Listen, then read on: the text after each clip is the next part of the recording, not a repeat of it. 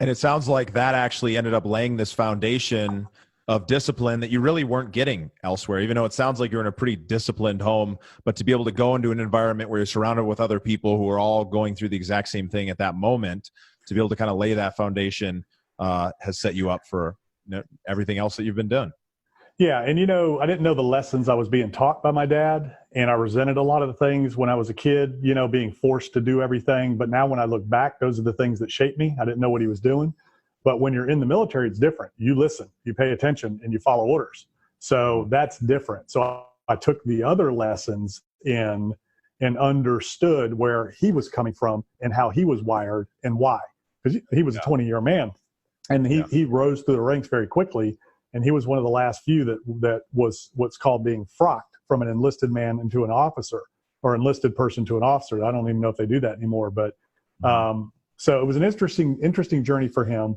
And I think, like you said, that shaped a lot of my discipline in terms of, creating a plan and executing it, right? And having redundancies and, orderly, efficient military fashion, things like that. So there's a lot of things about the military that are really, really great. And there's a lot of things about it that aren't. For instance, you can only advance so fast because it's all about time.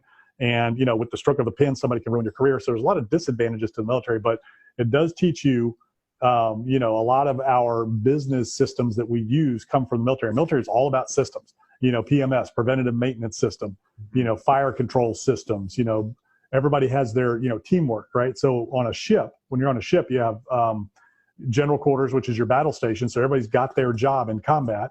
If a fire breaks out, everybody has their area they go to, and they have their role on that team, on that fire control team. And you drill.